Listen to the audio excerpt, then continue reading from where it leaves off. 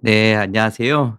저는 대한노인신경의학회 특임이사를 맡고 있는 이상범이라고 합니다. 서울시 중랑구에서 서울시내의원 원장이기도 합니다. 오늘 이렇게 비욘디라는 큰 채널에서 저희 대한노인신경의학회의 어떤 학회 소식 그리고 또 메시지를 전달할 수 있는 기회를 얻은 것에 대해서 굉장히 감사하게 생각하고 또 영광으로 생각합니다.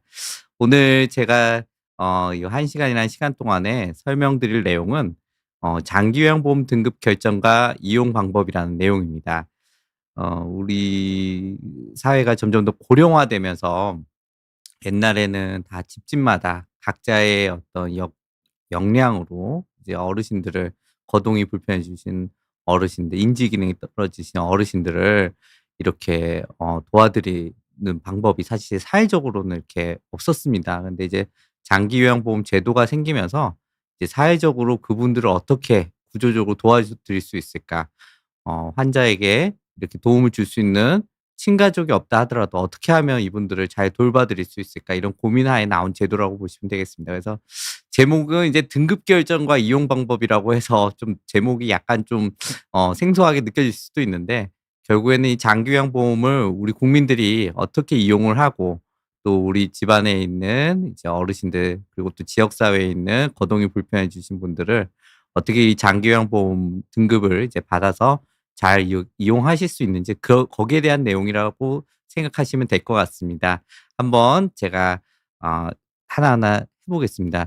지금 보니까 장기요양보험에 대해서 벌써 이렇게 질문을 이렇게 주신 분들이 있는데, 요 부분도 한번 제가 오늘 내용에 쪼끔씩 포함이 되는 것 같아요. 그래서 요 내용을 좀 보시고서 거기에 비추어서 한번 요 지금 시청자님께서 한번 다시 한번 확인을 해 보시고, 만약에 좀 질문에 대한 답이 안 됐다라고 한다면 제가 또 추가 설명을 드리도록 그렇게 하겠습니다. 한번 시작해 보겠습니다. 저는 이제 제 소개를 먼저 해 드리겠습니다. 제 소개는 저는 아까 말씀드렸던 것처럼 서울 시내의원의 원장입니다. 신경과 의사고, 저희 서울 시내의원은 장기요양보험 재택의료센터라는 이제 시범 사업의 센터로 이제 지정이 되어 있습니다. 이게 뭐냐면 이제 장기요양보험 등급을 받으신 분들이 이제 거동이 불편해지다 보니까 병원에 가서 이제 적절한 진료를 받으실 수가 없는데, 집에서도 이제 방문 진료를 받으실 수 있게, 다시 말하면 이분들이 재택의료 서비스를 받을 수 있게 할 수 있는 의료기관들이 선정이 되어 있거든요. 그중에 저희 서울시내 의원이 서울시 중랑구에 이제 선정이 되어서 활동을 하고 있습니다. 또 저는 이제 중랑구 마을 의사이기도 합니다. 이제 각 중랑구 모든 지자체에 있는지 모르겠지만 저희 중랑구에는 이제 지역 사회에서 이제 뭐 의학적으로 좀 자문이 필요하거나 아니면 또 방문 진료를 좀 해서 도움을 드려야 되는 경우가 있을 때, 이제 그 지역 사회에서 활동하고 있는 의사들을 이제 마을 의사로 좀 지정을 해서 일을 시키고 있는데, 저도 기꺼이 거기에 이제 참여를 해서 열심히 마을 의사로서 활동을 하고 있고요. 또 그 외에도 이제 이런 학회와 의사회 일을 하고 있습니다. 오늘은 이제 대한노인신경의학회 특임이사 자격으로 나왔지만, 대한신경과학회와 대한신경과의사회 그리고 대한노인의학회, 대한재택의료학회, 대한개원의협의회에서 다양한 일들을 하고 있습니다. 그래서 그 경험에 비춰서 이 제도를 제가 설명을 해 드릴 때 여러분들에게 좀 도움이 되면 좋겠습니다.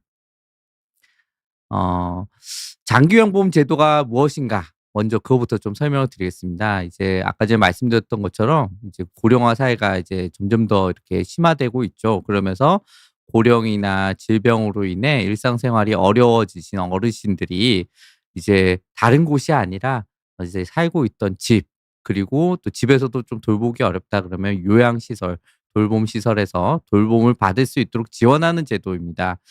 그런데 이거를 이 내용을 잘 모릅니다. 장기요양보험 말이 어렵잖아요. 우리가 일상적으로 쓰는 말이 아닙니다. 근데 이게 장기요양보험 서비스를 받으려면 등급을 받아야 된다는 것까지는 어떻게 들으셨어요. 그러면은 나도 우리 장기요양보험 등급 대상이 되는 건지, 아니면 우리 엄마나 아빠가 장기요양보험 대상이 되는 건지, 할아버지 할머니가 되지 않는지, 저쪽 우리 동네에 혼자 사시는 어르신이었는데 거동이 불편하신데 이분들은 대상이 되지 않는지, 요런 것들 궁금해하시고, 만약에 대상이 되는지 안 되는지도 잘 모르겠고 어디에 신청하고 어떻게 신청하고 또 이거 등급을 받으면 또 실제로는 어떤 도움을 받을 수 있는지 요런 것들에 사실 잘 정리가 안 돼 있습니다. 그냥 그때그때 상황에 맞춰서 이제 지역사회 주민센터 그리고 또 이런 방문 요양보호사를 보내주시는 재가복지센터 아니면 요양시설 요런 곳에 아주 간단한 단편적인 설명만 들으실 수가 있기 때문에 오늘 한번 그 부분을 다시 정리를 해 보겠습니다. 그러면 일단은 장기요양보험 대상자는 이 두 가지 중에 한 가지 조건이 있어야 됩니다. 일단 65세 이상 노인이면 신청이 일단은 가능합니다. 그리고 65세 이상이 안 됐더라도 즉 65세 미만이더라도 노인성 질병 뭐 치매, 파킨슨병, 뇌졸중 등으로 인해 일상생활이 어렵다라고 생각되면 일단은 장기요양보험을 등급을 신청을 해볼 수가 있습니다. 이걸 다시 말하면 단순히 나이가 많다고 무조건 대상이 되는 게 아니라 일상생활 수행 능력에 제한이 있어야 됩니다. 신청을 한다고 해서 모두 다 등급을 받는 것은 아닙니다. 65세 이상 노인이라 하더라도 실제로 일상생활 수행 능력에 제한이 있어야 될 것이고요. 또 65세 미만이고 노인성 질병이 있다 하더라도 일상생활 수행 능력에 제한이 있어야 등급을 거기에 맞는 등급을 부여를 받아서 또 그 등급에 따른 이제 다양한 서비스를 받으실 수가 있게 되는 겁니다. 그러면 장기 요양을 어떻게 이제 등급을 판정하고 인정받을 수 있는지 그 절차를 보겠습니다. 총 6 단계입니다.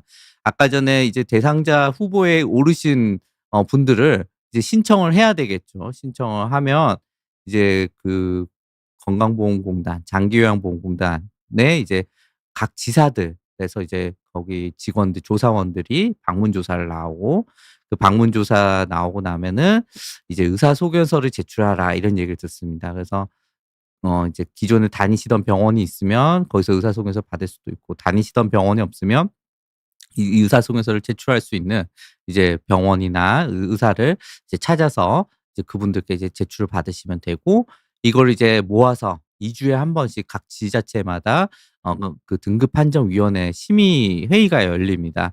이제 그럼 거기에서 등급을 부여를 받았다, 인정을 받았다, 안 받았다 이런 결과가 통지를 받게 되고 거기에 따라서 이제 장기 요양 서비스를 이용하게 되는 그런 단계를 밟게 됩니다. 총 6 단계죠. 그러면 요 6 단계를 이제 하나하나 한번 짚어 나가겠습니다. 일단 신청을 해야 되잖아요. 신청은 어디에 해야 될까요? 뭐 주민센터에 해야 될까요? 아니면은 뭐 구청에 해야 될까요? 그렇지 않고요. 이제 결국 장기요양보험공단에서 이제 이 장기요양보험 제도를 실질적으로 운영을 하고 있기 때문에 장기요양보험공단 다시 말하면 장기요양보험공단하고 국민건강보험공단하고 같은 공단이거든요. 그래서 가까운 국민건강보험공단 지사에 방문을 하거나 전화를 하거나 홈페이지에서 이제 신청을 하실 수가 있습니다. 그래서 전화번호로 저는 신청하는 걸 저희 환자분들 중에 필요하신 분들이 있으면 많이 알려드립니다. 번호가 1577에 1000 번입니다.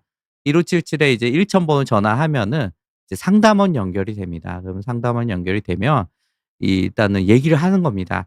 우리 뭐 예를 들어서 우리 어머니가 치매를 이제 진단을 받았는데 그래도 어느 정도 이제 집에서 사는데 큰 문제가 없었는데 최근에는 자꾸 밖에 나가서 길을 잃어버리기도 하시고 이제 감정 기복이 심해져서 갑자기 화를 내거나 갑자기 이렇게 막 엉엉 울거나 아무것도 안 하려고 하고 그래서 옆에서 도와드리고 있는데 "너무너무 힘들다." 뭐 이런 내용들 얘기하면서 이제 "장기요양보험 등급을 받고 싶다." 이렇게 상담사 선생님한테 얘기를 하면은 그러면은 어떻게 준비 서류를 갖춰 가지고 "여기 어디에 제출을 하세요." 이렇게 이제 얘기를 하게 됩니다.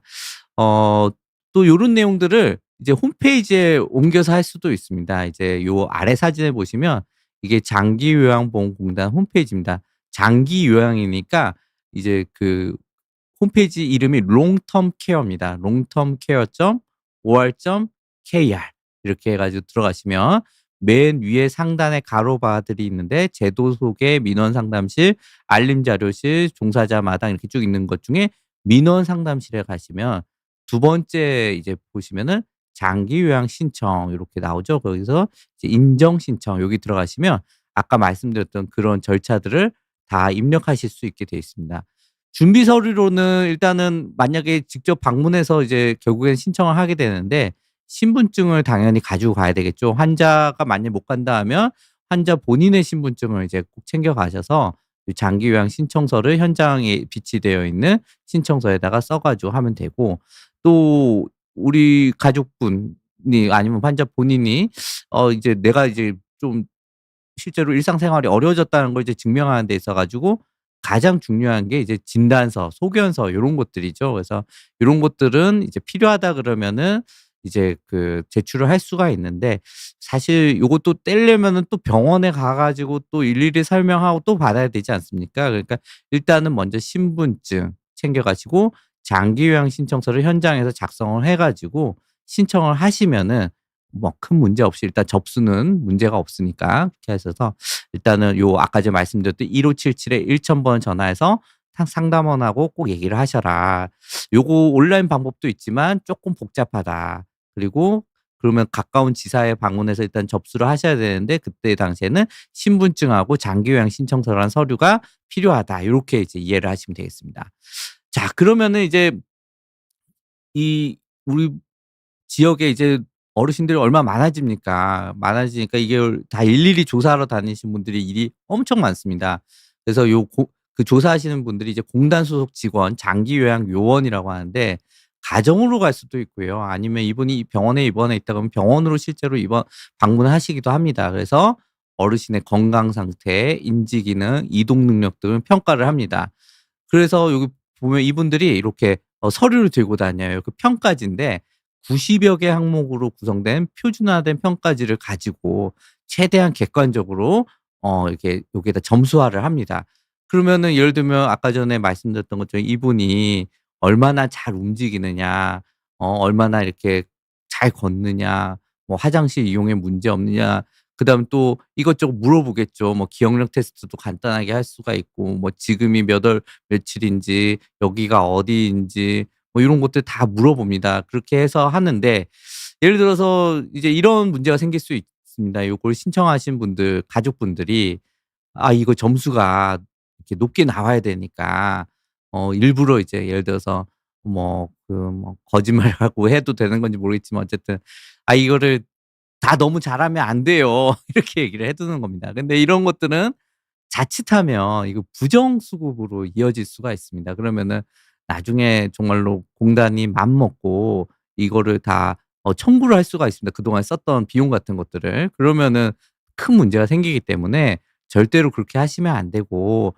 등급이란 거는 뭐 지금은 현재는 원하는 등급이 안 나온다 하더라도 또 시간이 지나서 만약 상태가 변하면 또 등급 변경 신청이라는 게 가능하기 때문에 최대한 사실을 있는 그대로 그 조사원 요 장기 요양 요원님께 잘 이렇게 보여 드리는 것이 중요합니다. 그래야지 우리가 일관성 있게 등급을 매겨서 또 거기에 맞는 적절한 그 서비스를 받게 되고, 또 나중에 상태가 나빠졌을 때도 또 충분히 이제 우리의 어떤 상황들을 소명할 수가 있게 되는 겁니다. 그래서 여기 방문 조사 단계에서는 알아두셔야 되는 거는 현재 있는 상태 그대로를 최대한 잘 설명을 드려야 되고요.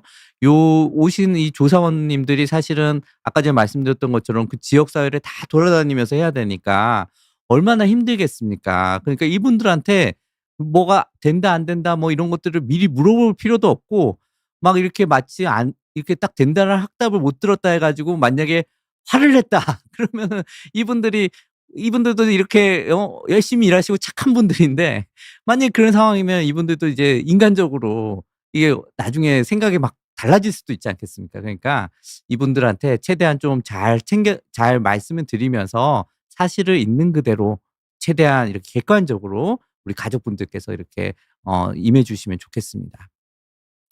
자, 그러고 나면은 이제 이 조사원이 이제 가족분들에게 이제 오늘 저희가 평가한 건 다 끝났고 요게 제대로 이제 등급 판정을 받으려면 의사소견서라는 거를 이제 제출하셔야 됩니다." 라면서 의사소견서 제출 의뢰서를 이제 주시고 갑니다. 그러면은 그 의사소견서 제출 의뢰서를 이제 다니시는 이제 병원의 담당 의사 선생님한테 이제 보여 드리면 대부분 의사 선생님들이 이런 걸 아십니다. 특히 뭐 저희 같은 신경과 의사나 뇌과 의사, 뭐 정형외과, 신경외과, 뭐 재활의학과, 가정의학과 의사 선생님들은 이런 환자분들을 많이 보셨기 때문에 이 의사소개서 제출 의뢰서를 받으시면은 의사소개서를 '아 그럼 작성을 해야 되겠구나.' 이렇게 해 가지고 작성을 해 주십니다.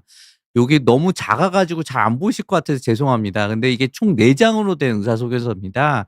그래서 요 내용들을 다 빼곡히 적어야 되기 때문에 이거 쓰시는 의사소개서 쓰시는 의사 선생님들이 사실은 꽤 많은 시간을 이렇게 사실 꽤 부여를 해야 됩니다. 그래서 이 의사소개서 제출하는 이 전체 수가가 약 5만 원대입니다. 그래서 사실은 꽤 많은 시간이 걸린다는 것을 좀 이해를 해 주시면 좋겠고, 이거를 이제 의사 선생님들이 이제 종이로 써서 적어 드릴 수도 있고, 이제 요즘은 이제 종이로 써서 드리면은 환자분이나 가족분이 이 종이를 들고 이제 지사에다 또 방문을 해 가지고 전달을 해 줘야 되기 때문에 사실 좀 불편하지 않겠습니까? 그래서 요즘은 인터넷으로 이제 접수가 가능합니다. 그래서 대부분 의료기관들이 이 의사소개서를 인터넷으로 다 그 등록을 해 드리고 있습니다. 그렇게 하면은 뭐 환자분이나 가족분이 이렇게 두 번 왔다 갔다 하실 필요 없으니까 그렇게 하시면 되고, 이게 좀 의사소개서 받을 때 좀 문제점이 있습니다. 이제 기존에 다니시는 그 병원들이 대부분 이제 동네 병원이 아니실 가능성이 높습니다. 왜냐면은 이제 고령이시고 거동이 불편하실 정도로 나빠지시면 대부분 대학병원에 있는 뭐 신경과, 뭐 내과, 무슨 재활학과, 정형외과 이런 등등을 많이 다니고 있기 때문에 그러면은 내가 다니는 그중에 한 과를 골라 가지고 최대한 빨리 예약을 잡아 가지고 그 의사 선생님한테 "이 의사소개서 좀 제출 좀 해 주세요." 하는데 운이 좋게 빨리 예약이 잡히면 상관이 없는데 또 대학병원이다 보니까 예약이 빨리 안 잡히는 경우들이 있고요. 만약에 또 내가 특별히 다니고 있던 병원이 없었다. 실제로는 병들이 아마도 있었을 거라고 생각이 됐는데 이제 그런 이제 병원을 이제 정해 놓고 다니질 않았다라고 한다면은 사실은 그 지역 사회에 이제 그 조사원들이 이제 그 명단을 주거든요. 이 의사소개서 제출이 가능한 이 의료기관 명단을 주니까 그중에 이제 가까운 데를 전화를 걸어서 이런 상황이라 의사소개서를 좀 발급받을 수 있는지 전화를 해서 좀 안내를 하셔도 되고, 아까 전에 제가 제일 처음에 설명드렸던 것처럼 이제 저희 병원 같은 재택의료 센터라고 보통 이름 붙여진 데는 방문 진료를 하는 곳입니다. 그래서 대부분 이런 데서는 이제 의사소개서를 이제 제출하는 그런 업무들을 다 하고 있고, 또 만약에 환자분이 병원까지 오시기가 힘들다라고 한다면은 그 환자분들 댁까지 이제 방문 진료를 하고 있으니까 지역 사회에 있는 재택의료 센터를 먼저 찾아보시는 것도 방법이고요. 또 하나는 이제 아까 전에 말씀드렸던 것처럼 이 수가가 정해져 있는 부분이 있어서 본인 부담금이 발생을 합니다. 이제 뭐 실제로 이제 지금 해당이 안 되는데 만약 등급을 이미 부여받았는데 이 등급이 마음에 들지 않아서 다시 또 재신청을 하겠다.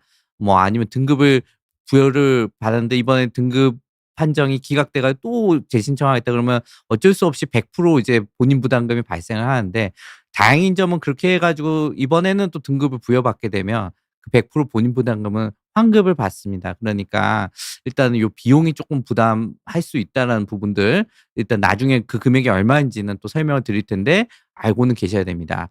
그래서 이제 이렇게 의사소개서를 제출하고 나면 그 지자체에서 아까 말씀드렸던 것처럼 2 주에 한 번씩 등급판정위원회 심의를 합니다. 저희 중랑구에서도 격주로 목요일마다 오후 1 시에 이제 하게 되고요.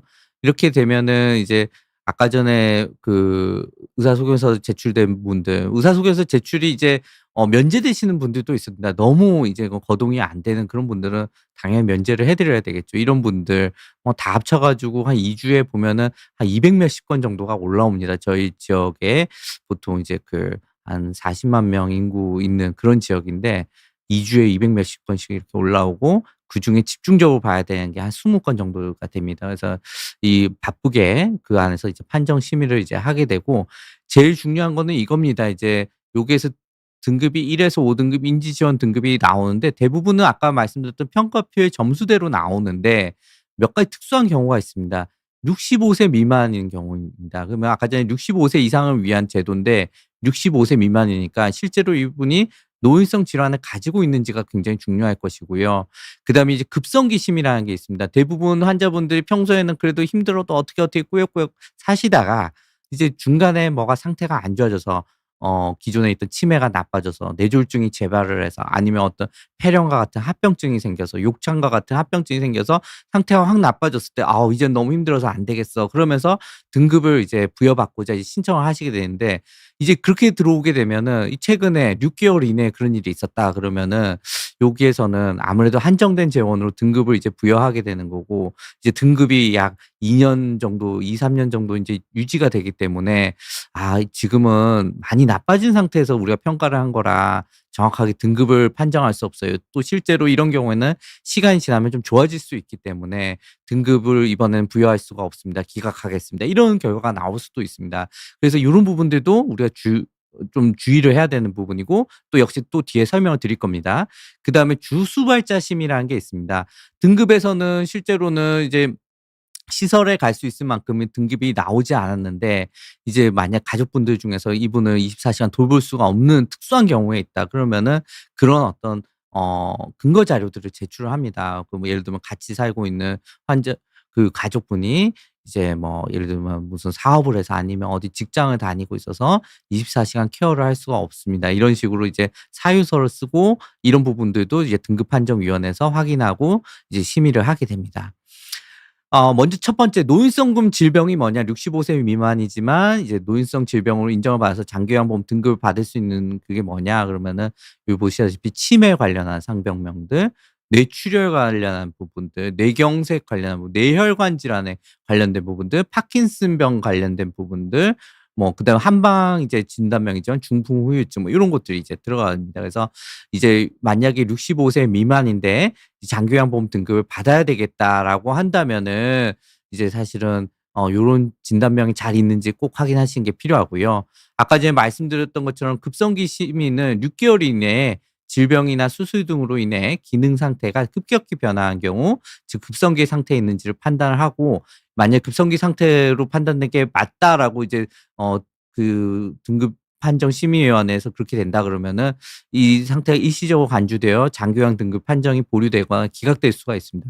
그러고 나서 이제 급성기 상태가 해소된 후에 다시 장기요양 등급을 신청을 해야 되니까 이거 상당히 되게 고민되는 심의입니다. 왜냐면은 만약에 이분이 이번에 상태가 실제로 나빠진 게 맞는데 이게 요 등급판정위원회에서 보니까 이거는 쪼끔 지켜봐 보면 좋아질 수 있는 거예요."라고 너무 섣불리 판단을 해 버리게 되면 실제로 이분들은 한 3 개월간 지역사회에서 또 관심을 못 받은 상태로 가족분들이 알아서 케어를 해야 됩니다.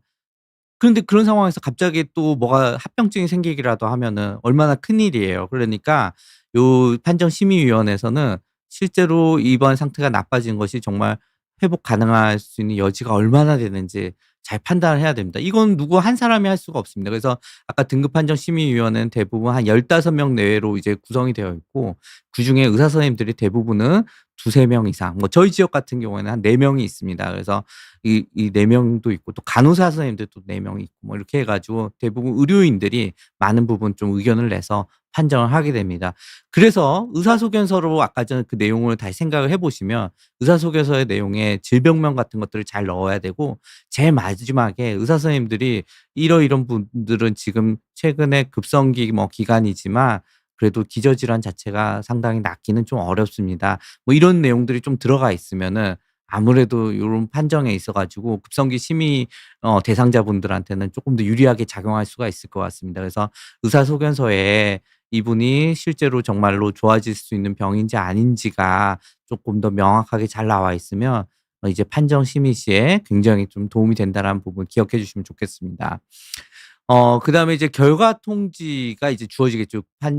판정위원회 이제 끝나고 나면은 이제 이런 장기요양 인정서라는 걸 이제 줍니다. 그래서 홍길동 씨가 이제 생년월일은 이렇고 장기요양 인정번호를 부여받고 장기요양 등급이 아까 전에 말씀드렸던 것처럼 1 등급에서 5 등급 그다음에 인지저하 등급이 있다라고 했습니다. 그래서 요런 식으로 몇 등급이 다 나오고 그다음에 이제 제가로 이제 서비스를 받는 거 제가라는 건 이제 집에 있으면서 방문 요양 서비스를 받거나 방문 간호 서비스를 받거나 아니면 집하고 이제 요즘 말로 노치원이라 그러죠. 귀야간 보호센터를 이제 등하교 하듯이 왔다 갔다 할 수가 있습니다. 그래서 그런 서비스도 재가 급여를 받을 것인지 아니면 24 시간 365일 케어를 받을 수 있는 시설 급여인지 이런 것들을 이제 받을 수 있고 유효 기간도 나옵니다. 그래서 이 끝날 때쯤은 또 갱신하는 또 판정을 받으셔야 되거든요. 아까와 지금까지 말씀드린 것과 같은 똑같은 이제 그런 걸 하게 됩니다. 그래서 그런 것도 있고 또 장기 요양 이용 계획서라는 것도 나오고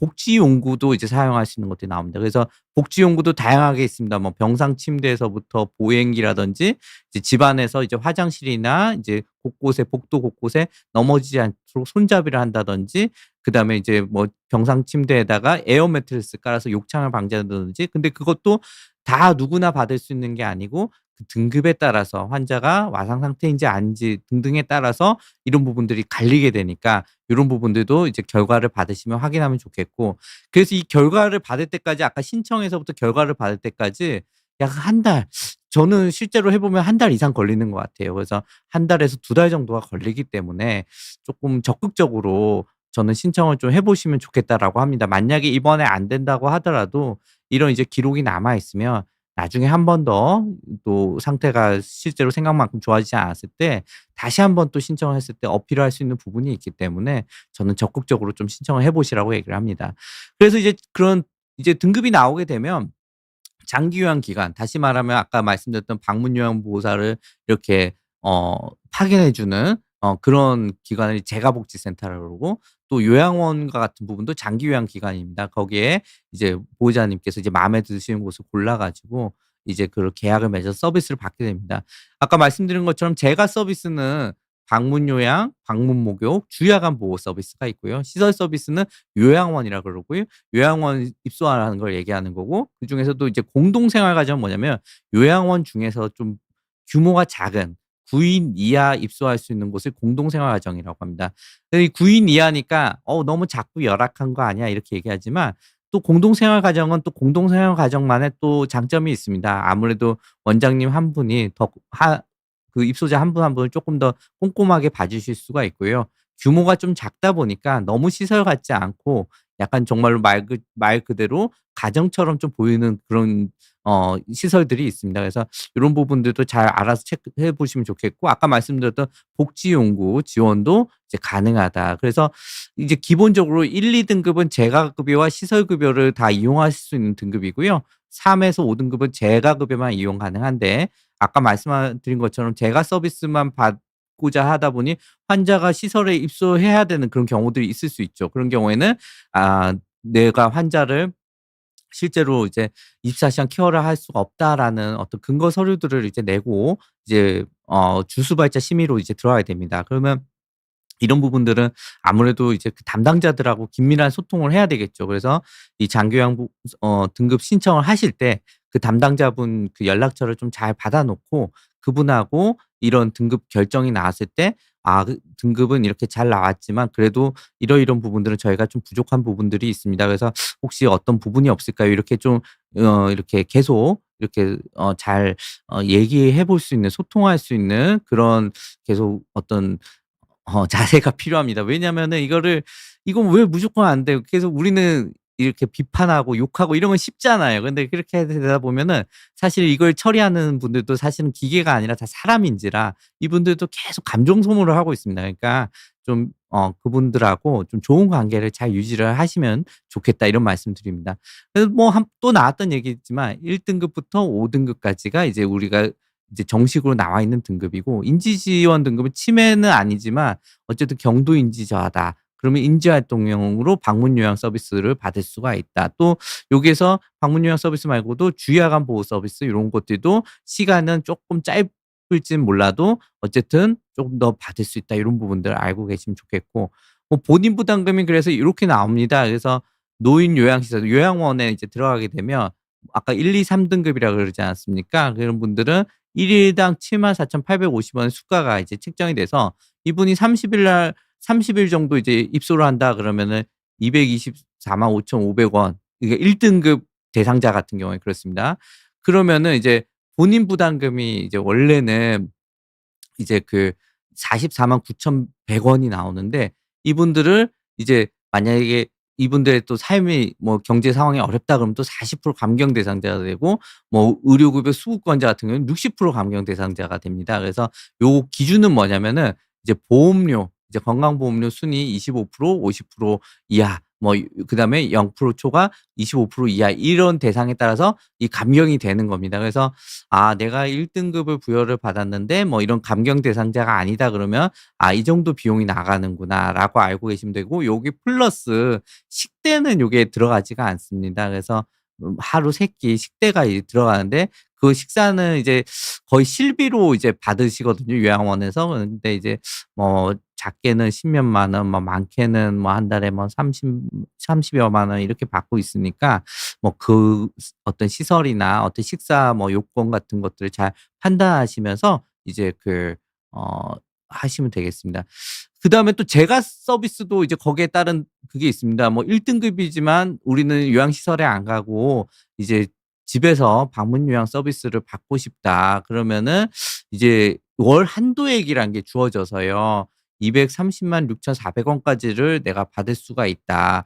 근데 이제 그 방문당, 이제 예를 들면은 이제 1 시간까지는 이분이 이제 그 여기 30분 이상에서 60분 이상 이렇게 나오는데, 보통은 이제 시간 단위로 하니까 60분 이상이라고 보겠습니다. 60분 하게 되면 이 요양보호사님이 24,580 원에 이제 제가 복지센터에 이제 돈이 들어가고 그중에 일부를 요양보호사님이 이제 받게 됩니다. 그리고 뭐 공휴일 가산, 일요일 가산 요런 것들이 있고요. 그래서 요런 식으로 이제 하게 되니까, 대략적으로 이렇게 뭐 계산을 하게 되면은 이제 뭐 월 이제 100 시간이 좀 안 되는 그런 정도의 이제 시간이 주어지는 거죠. 그러면은 대략 한 90 시간이라고 생각을 하면은, 이제 뭐 월화수목금 하면은 90 시간이면은 이제 20 일이다 그러면은 한 하루에 한 4 시간 반 정도 되는데, 이제 그러면은 4 시간 반을 하루에 다 하지 않고 보통은 3 시간씩 해 가지고 이제 주말에 뭐 3 시간 하는 경우도 있고, 아니면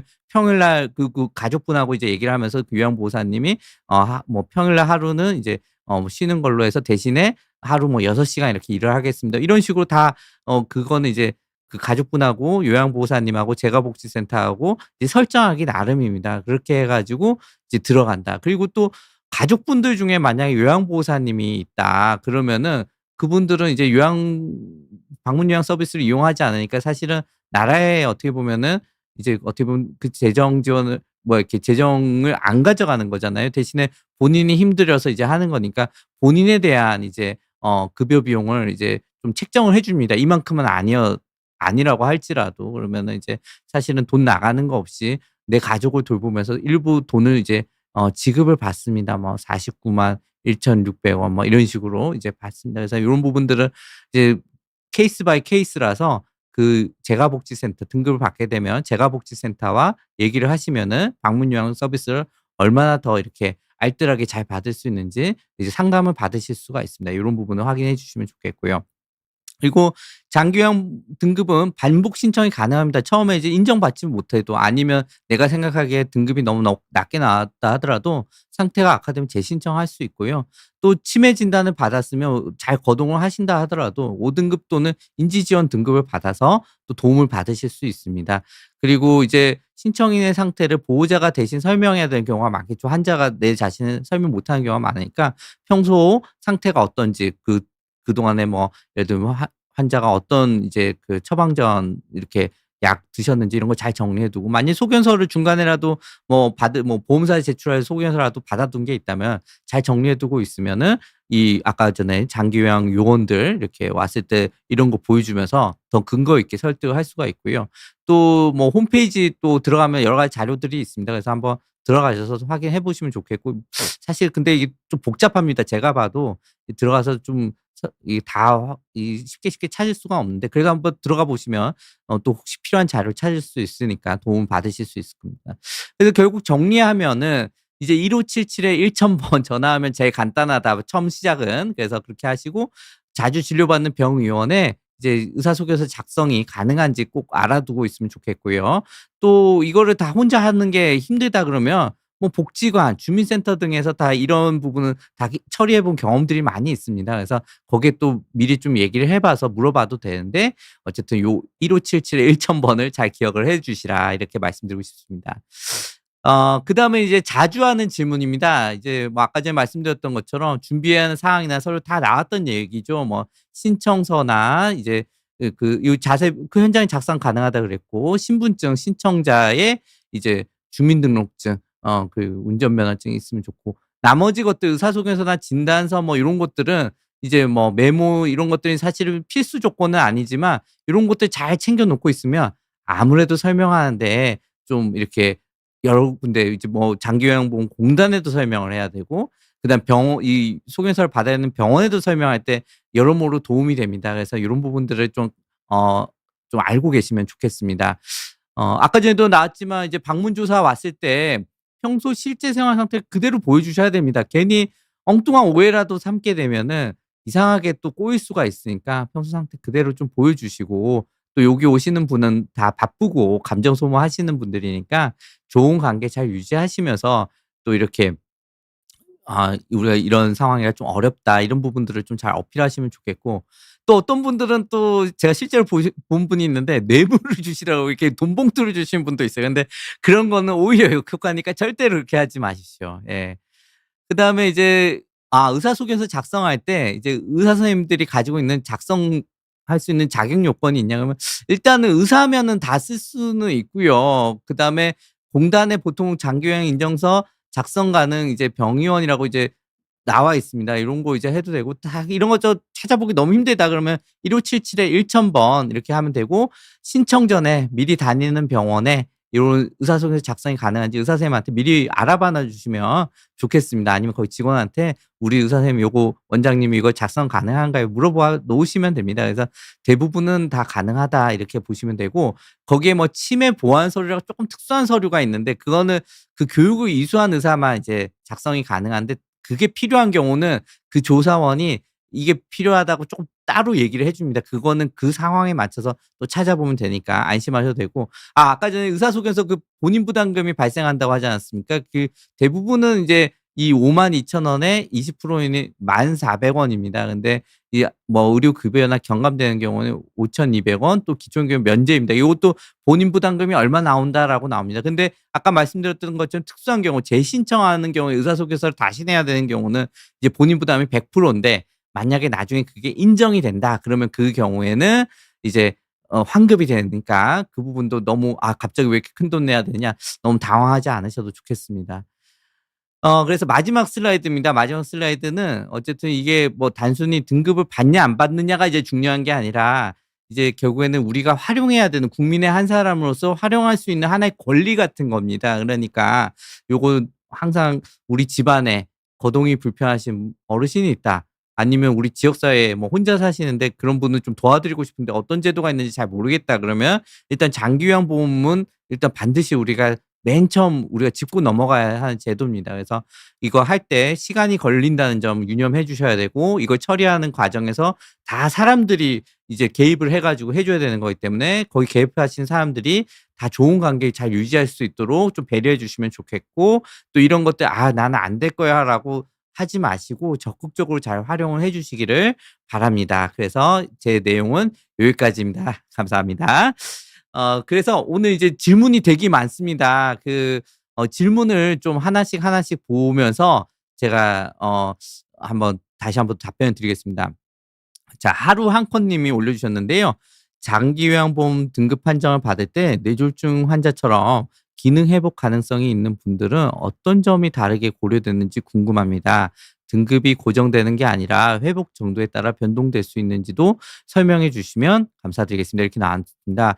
예를 들어서 이제 뇌졸중 환자가 이제 급성기예요. 이때까지 뇌졸중을 한 번도 경험하지 않았던 분이에요. 근데 뇌졸중이 와서 지금 한 3 개월, 2-3 개월밖에 안 되면은 사실 뭐 다른 뭐 고려 사항들을 봐야 되지만 아까 전에 말씀드렸던 것처럼 장기요양 등급 판정위원회에서 급성기로 분류가 되는데 쪼끔 더 지켜보자고 판정이 나올 가능성이 있습니다. 그러면은 사실 좀 억울할 수는 있는데 이제 뇌졸중 환자분들의 회복 기간을 보통 6 개월로 보거든요. 그렇기 때문에 아직은 쪼끔 한 2-3 개월 된 상태에서 신청하시면 좀 기각될 수는 있다. 근데 그거를 뭐 그 환자분이나 가족분들이 어떻게 알고 그러면 기다렸다 또 신청을 합니까? 이달 당장 힘든데. 그러니까 아까 말씀드린 것처럼 기각된다 하더라도 신청을 일단 하십시오. 만약에 기각되면은 한 2-3 개월 거기서 또 한 2-3 개월 있다가 상태가 별로 호전되지 않았다. 아니면 오히려 나빠졌다 그러면서 아까 전에 그 장기요양보험공단 그 담당자 전화번호를 하나 확보해 두라고 하지 않았습니까? 그분한테 이제 전화를 걸어 가지고 "이런 상황이라 이번에 다시 재신청을 하고 싶다." 그러면은 그 재신청할 수 있는 방법을 또 알려주실 겁니다. 그리고 그러면 재신청할 때 의사소견서 또 쓸 겁니다. 그러면 의사소견서에다가 그 쪼끔 부탁을 하는 겁니다. 쓸 때 "아 우리가 2-3 개월 전에도 했는데 그때는 뇌졸중이 온 지 얼마 안 돼서 기각이 됐습니다. 근데 보시다시피 지금 몇 개월 더 지났는데 크게 좋아지지 않았고 오히려 이런 부분들이 나빠졌으니 좀 원장님께서 요 부분을 쪼끔 더 코멘트를 해 주시면 여기 적어 주시면 좋겠습니다." 그러면 대부분 써 주시죠. 그래서 그렇게 해 가지고 이제 신청을 하게 되면은 이제 보통 다시 등급을 부여받을 확률이 확 올라가게 됩니다. 그래서 그 부분을 일단 알아주시면 좋겠고, 두 번째는 이제 등급을 받았어요. 등급을 받았는데 생각보다 빨리 이제 점점 회복이 막 가속도가 붙는 겁니다. 그래서 이제 이분은 이제 등급이 필요 없는데 그러면은 장기요양보험 재정 안 그래도 지금 어려워지고 있다는데 그 재정 낭비하는 거 아니에요? 근데 또 그런 어떤 걸 방지하기 위한 장치로 2-3 년에 한 번씩 이제 갱신 기간을 둔 겁니다. 그래서 그런 서비스를 받다가 2-3년 지났는데 너무 확연히 좋아졌어요. 그러면은 이제 등급 부여받은 게 확 떨어집니다. 그래서 이런 부분들 좀 알고 계시면 됩니다. 그래서 등급이 평생 고정되는 게 아니다라는 거, 그리고 말씀하신 것처럼 회복 정도에 따라서 이런 절차들을 통해 가지고 이제 등급의 변화 가능성이 있다라는 거 좀 이렇게 설명이 됐는지 모르겠습니다. 두 번째 또 질문으로 넘어가겠습니다. 20 년째 다이어트, 실제로 장기요양보험 등급 신청하고 받기까지 평균적으로 아까 전에 말씀드렸던 것처럼 한 여기 한 달이라고 공식적으로 나와 있지만 제가 볼 때 한 달 좀 더 걸립니다. 한 달에서 2달 사이다, 이렇게 알고 계시면 좋겠고요. 또 20 년째 다이어트 선생님이 또 그 질문 올려주셨는데, 등급 판정에서 단순히 신체 기능 저하뿐 아니라 인지 기능 저하도 중요하게 본다고 하셨는데요. 치매 초기 어르신들은 신체 기능은 비교적 유지되지만 등급 판정이 어렵다는 이야기도 들었습니다. 어떤지요?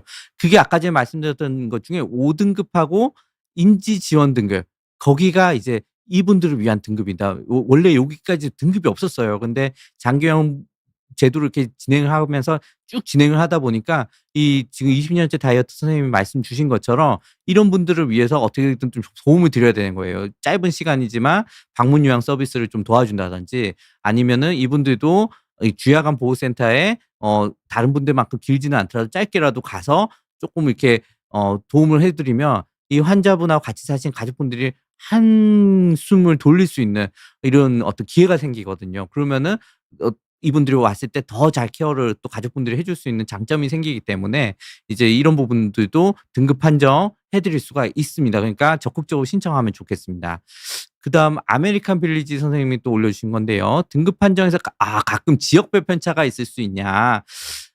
이거는 사실 저희가 100% 예를 들어서 똑같은 조건의 환자분들이 장기요양 등급 신청을 했을 때 모든 지역에서 100% 똑같은 이제 등급이 나오냐라고 한다면 저는 뭐 그렇게 하지는 않지만, 만약에 그런 식으로 한다라고 하면은 100% 똑같은 출력이 나올 거라고 저는 결과가 나올 거라고 생각하지는 않습니다. 왜냐하면은 이게 보시다시피 하나의 어떤 기준을 가지고 이렇게 정하는 게 아닙니다.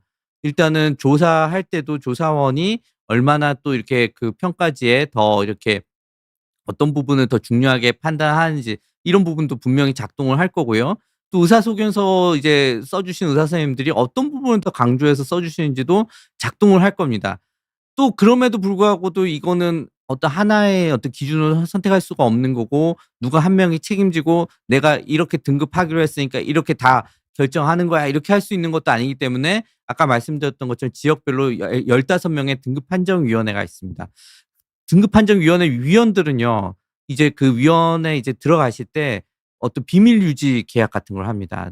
어디 가서 "내가 그 판정위원이다." 이렇게 얘기하지 않습니다. 그래서 혹시라도 있을 수 있는 청탁 다 차단하고요. 또 거기에 올라오는 그 소견서라든지 그 어떤 판정 평가 내용들이 쫙 올라올 때도 이름도 다 가리고요. 주민등록 나이 성별만 나옵니다. 주민등록번호 다 가리고 주소 다 없고요. 이런 상태에서 다 하게 됩니다. 그래서 최대한 객관성을 유지하려고 하기 때문에 그렇고, 또 하나는 이제 또 그 위원님들의 성향이 이런 분들까지 이제 등급 판정을 다 주게 되면 장기요양보험 재정이 안 그래도 지금 부족하다라고 하는데 더 그게 가속화된다. 그러니까 좀 더 깐깐하게 하자. 이런 위원님들도 있을 수가 있고요.